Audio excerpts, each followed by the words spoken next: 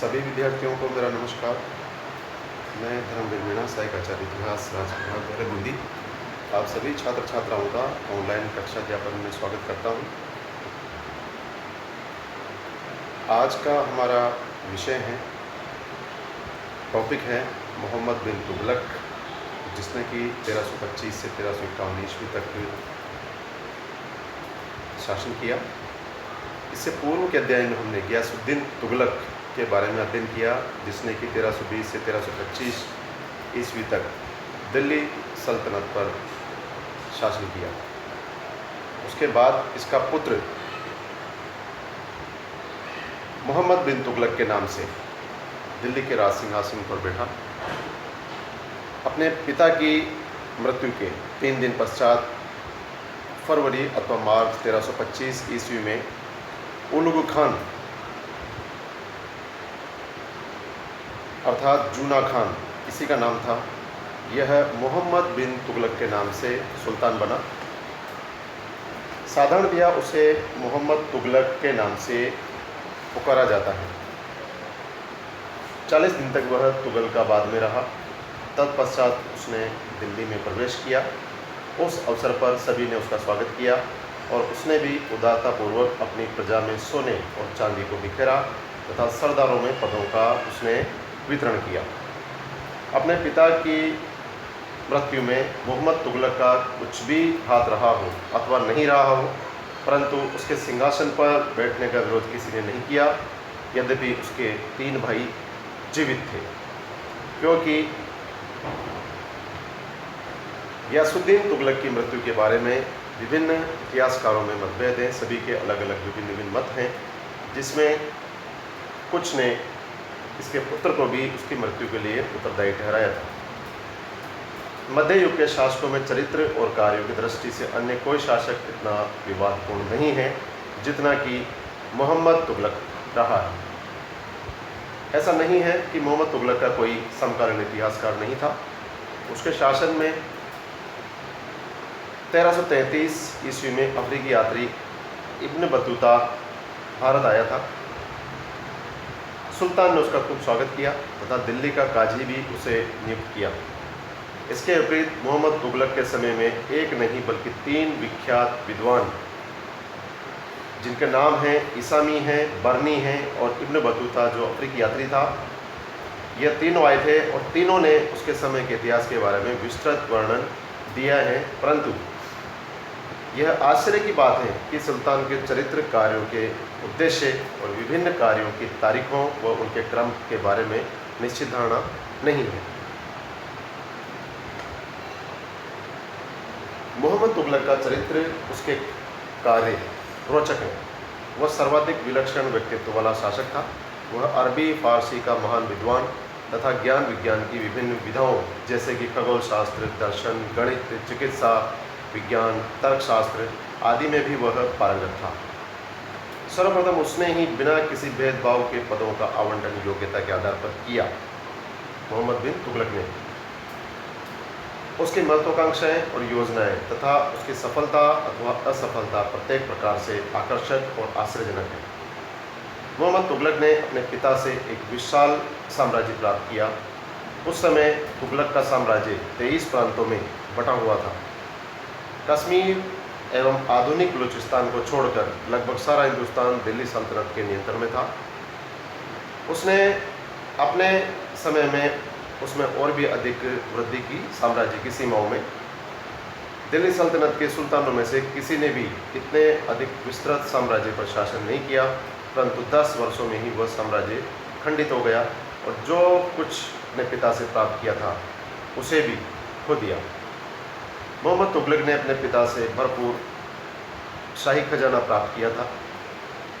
बर्नी के कथन के अनुसार उसके समय के समान राजस्व कभी भी दिल्ली में एकत्रित नहीं हुआ, परंतु फिर भी मोहम्मद तुगलक को आर्थिक संकटों का सामना करना पड़ा। चीन, ईरान, मिस्र आदि दूरस्थ विदेशी राज्यों से संबंध स्थापित करना उसकी अपनी ही विशेषता थी। नस्ल और वर्ग विभेद को समाप्त करके योग्यता के आधार पर अधिकारियों की नियुक्ति करने की नीति उसके समय में अपनी पूर्णता पर पहुंच गई थी।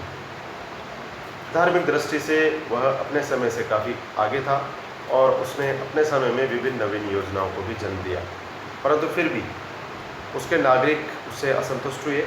उसके समय में अधिकतम विद्रोह हुए और अंत में मोहम्मद बिन तुगलक असफल हुआ। इस प्रकार से विभिन्न योग्यताओं के होते हुए भी मोहम्मद बिन तुगलक का शासनकाल सफल नहीं माना जा सकता और यह सर्वाधिक विवादास्पद शासक रहा है। मोहम्मद बिन तुगलक का राजत्व सिद्धांत और धार्मिक विचारों के बारे में हम अध्ययन करते हैं। मोहम्मद तुगलक का राजत्व सिद्धांत दैवी सिद्धांतों की भांति था। उसका विश्वास था कि सुल्तान बनना ईश्वर की इच्छा है। उसने अपने सिक्कों पर अल सुल्तान जिल्ली अल्लाह अर्थात जिस पर सुल्तान ईश्वर की छाया है, सुल्तान जो है वह ईश्वर की छाया है और ईश्वर सुल्तान का समर्थक है, इन वाक्यों को उसने अंकित कराया था। उसका विश्वास संपूर्ण प्रभुत्व संपन्न सुल्तान में था। अलाउद्दीन की भांति मोहम्मद तुगलक भी शासन में किसी भी व्यक्ति अथवा वर्ग के हस्तक्षेप को पसंद नहीं करता था। उसके मंत्री और अधिकारी उसके अनुगामी और कर्मचारी मात्र थे। उनमें से कोई भी शासन सत्ता में भाग लेने वाला नहीं बन सकता था। उसने समय समय पर विद्वान बरनी से सलाह अवश्य ली, परंतु कार्य उसने अपनी इच्छा के अनुसार ही किया। इसी प्रकार उसने उलेमा वर्ग को शासन में हस्तक्षेप नहीं करने दिया। अपने आरंभिक काल में उसने न तो अपने सुल्तान के पद के लिए खलीफा से स्वीकृति ली और न ही अपने सिक्कों पर किसी खलीफा का नाम उसने अंकित ही करवाया। उसका अभिप्राय इस्लाम और इस्लाम धर्म के कानूनों की उपेक्षा करना नहीं था, परंतु वह शासन में धर्म अथवा धार्मिक वर्ग के प्रभाव को स्वीकार करने के लिए भी तत्पर नहीं था। न्याय विभाग पर उलेमा वर्ग का एक आधिपत्य था, उसने उसे समाप्त कर दिया। उसने अन्य व्यक्तियों को भी काजी का पद प्रदान किया और काजी के जिस निर्णय को वह ठीक नहीं मानता था उसे बदल देता था। यदि किसी धार्मिक व्यक्ति पर भी विद्रोह या सरकारी धन की बेईमानी करने का अपराध सिद्ध हो जाता था तो वह उसे दंडित करता था। राज्य के कानून से कोई भी मुक्त नहीं था। इसी कारण मुसलमान धार्मिक वर्ग मोहम्मद तुगलक का विरोधी हो गया, जो जनता में उसके विरुद्ध असंतोष का कारण बना। अपने बाद के समय में मोहम्मद तुगलक ने इस वर्ग से समझौता कर लिया। इस कारण उसने अपने सिक्कों पर खलीफा का नाम अंकित कराया, अपने सुल्तान के पद की स्वीकृति के लिए प्रार्थना की और 1340 ईस्वी में मिस्र के खलीफा के एक वंशज गियासुद्दीन मोहम्मद को, जिसकी स्थिति एक भिखारी के समान थी, उसे दिल्ली बुलाया गया। उसका अत्यधिक सम्मान किया गया।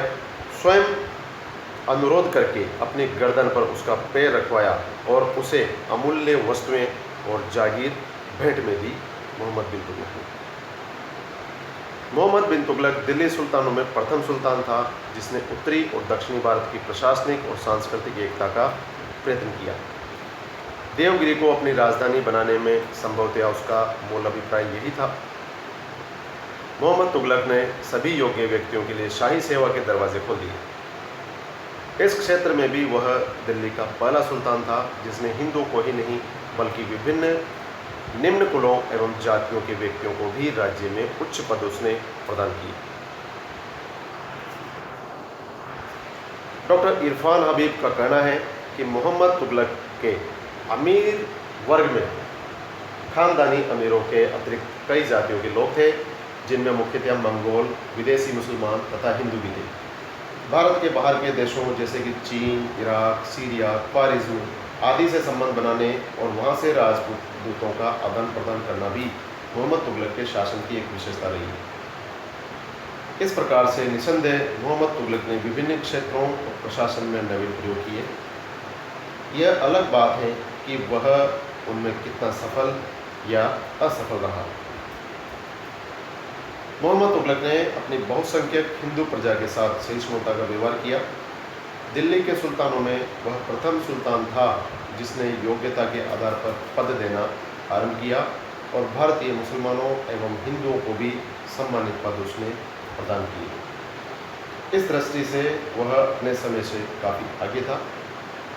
संभवतया तत्कालीन इतिहासकारों द्वारा उसकी निंदा किए जाने का यह भी एक कारण था। परंतु मोहम्मद बिन तुगलक सहिष्णु होते हुए भी अपनी प्रजा की सद्भावना प्राप्त नहीं कर सका। इसका कारण उसकी कठोर नीतियां और विभिन्न योजनाओं की असफलता थी, नहीं कि उसके विचार। उसने अपने नीतियों के माध्यम से सभी को संतुष्ट करने का प्रयास किया, लेकिन फिर भी वह काफ़ी हद तक असफल ही रहा।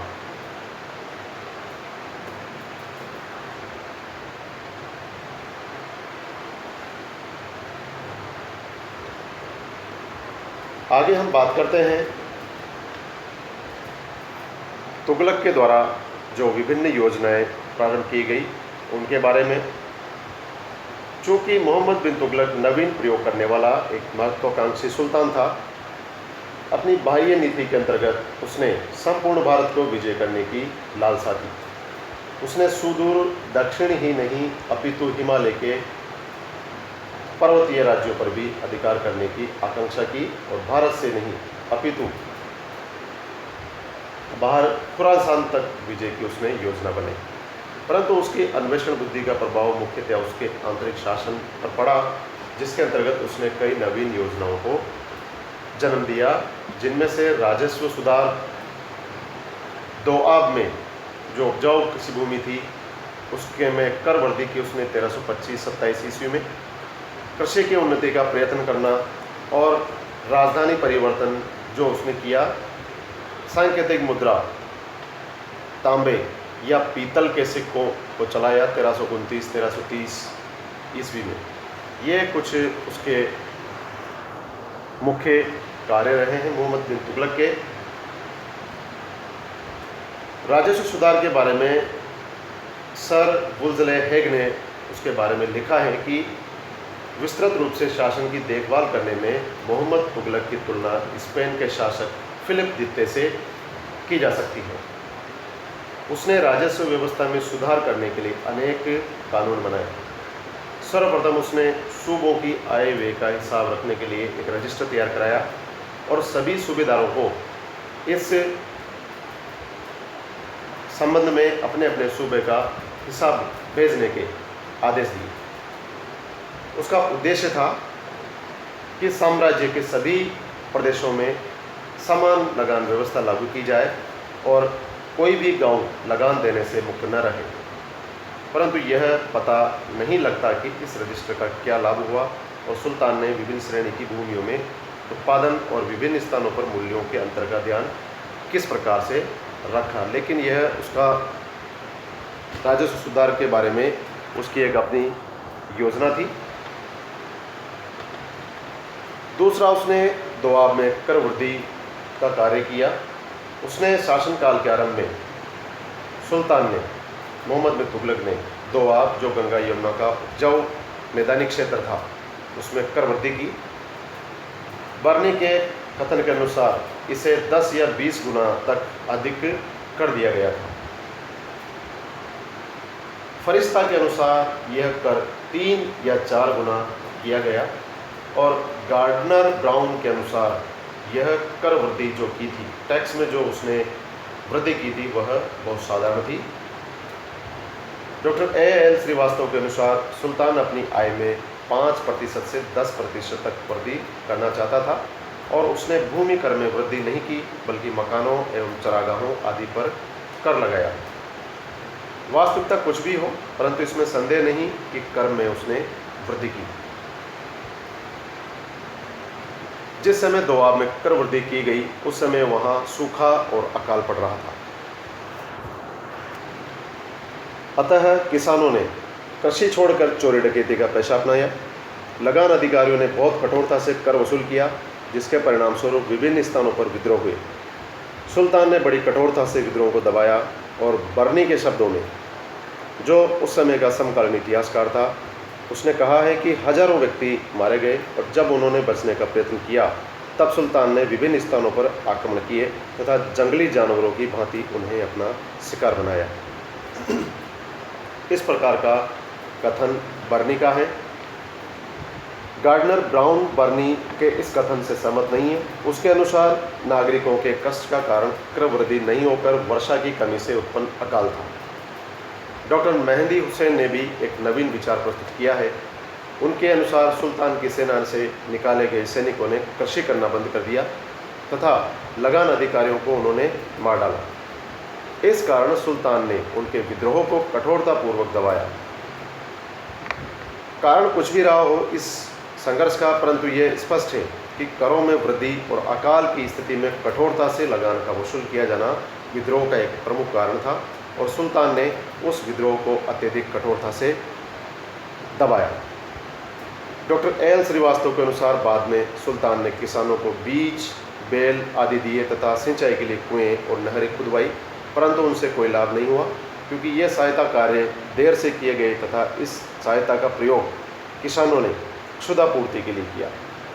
इसके अतिरिक्त मकान तथा चारागाह कर जो अलाउद्दीन की मृत्यु के पश्चात त्याग दिए गए थे, सर्वदा ही घृणा के पात्र थे। सुल्तान की इस नीति से उसकी आय में कोई वृद्धि नहीं हुई और वह अपनी प्रजा में अत्यधिक रूप से बदनाम हुआ।